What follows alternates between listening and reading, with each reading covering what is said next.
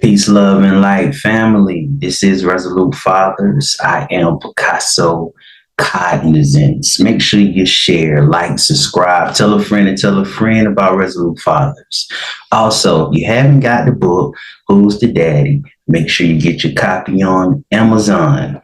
According to NPR.org, it clearly states, speaking of child support, it was officially launched in 1975, which is when the government established Section 4D of the Social Security Act. No fault divorce had recently been passed, and there was a rapid increase in divorce. Listen to the hustle. In 1975, this system would try to ensure that after divorce, we would try to replicate what the household looked like prior to the divorce with regards to the children's well-being.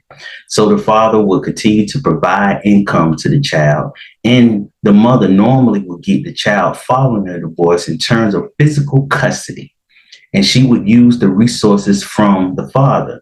The whole system was set up in a way to try to bring back what the nuclear family looked like prior to a divorce. And nearly everyone who entered into the child support system was a product of divorce. Listen carefully. There were very few non-marital births at that time. Hustle. During that time period, divorce was one of the single greatest predictors that a woman, especially a woman with children, will fall into poverty. The research indicated that fathers typically gained financially following a divorce, even though they were ordered to pay child support, and mothers typically lost financially.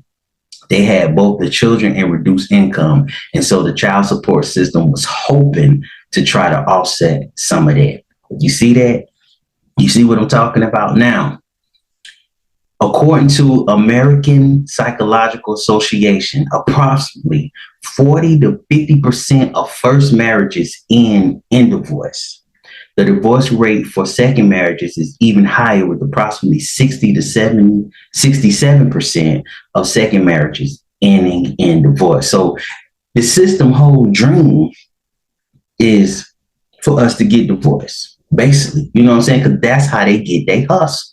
This is how they get their hustle, man. This is how child support, actually come on top. They get the bread and the butter. Now, according to the Congressional Research Service, child support enforcement annual user fee. Listen to this carefully. Listen to the hustle game, family. Okay. Now, the background child support enforcement program, which is CSE, Title 4D of the Social Security Act, provides services to families who receive cash and other kinds of public assistance. And it may also serve families not receiving any assistance. Non-assistance families must pay certain fees, including an annual user fee. Okay, the CSE program was enacted in 1975 as a federal state program. Today, all 50 states, the District of Columbia, Guam, Puerto Rico, and the Virgin Islands operate CSE programs, which provide 7 major services on behalf of the children. So these are the services that, the people that custodial parents and non-custodial parents will have to pay, for the services to continue. Okay. Now, the first service is parent location. The second is paternity establishment. The third service is establishment of child support orders. The fourth is review and modification of child support orders. The fifth service is collection of child support payments. 6 is distribution of child support payments. And the 7th one is to establish an enforcement of medical child support. Okay, the program is administered federally by the Office of Child Support Enforcement in the Administration for Children and Families, a Department of Health and Human Services agencies. Now listen to this. Families who are required to enroll in the CSE program are those receiving cash assistance under the Temporary Assistance for Needy Families program, which is called TANF, Medicaid coverage, or a state option, Supplemental Nutrition Assistance Program, that SNAP, food assistance.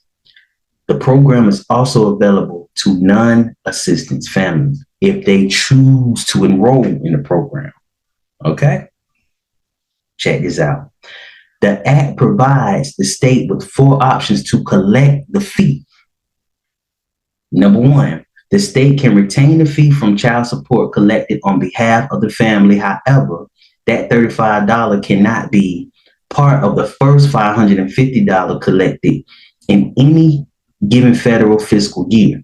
The second way of collecting this money, the state may recover the fee from the non-custodial parent in addition to the child support that is paid by that parent. The third way of collecting this money, the state may charge the fee to the custodial parent. Let me read that again so we can be on the same page here. The state may charge the fee to the custodial parent or the person applying for CSE services. Let me just read it one more time so we can get this together. The state, this is the third way of how they collect this money. The state may charge the fee to the custodial parent. Okay. All right. The fourth way is the state may pay the fee out of its own funds. If the $35 annual user fee is paid by the state out of state funds, it is not considered an administrative cost of the CSE program, and thus it's not eligible for federal matching funds. Okay. The federal and state government share income to the CSE program at the same rate that they share program costs. The federal government retains 66% of the fee that is collected, okay, while the state retains 34%. If a state chooses to forego collecting the fee and opts instead to pay the fee out of state funds, it must reimburse the federal government's share of the fee. Hustle gang. You know what I'm saying? Hustle gang. That's what I'm trying to tell y'all, man. Now, wouldn't it be better if we just take care of our responsibility? That's why all the time I be saying you do not need the system involved. Because when you get them involved, look at all this money. Custodial parents, you will have to pay for this annual user fee as well. They're gonna get their bread any kind of way, fam. They will get their bread any kind of way that they see fit. Even the state, if the state choose to opt out, you know what I'm saying, they was in on it, they will still have to pay the federal government. You know what I'm saying? Because the feds need their 66%. Okay?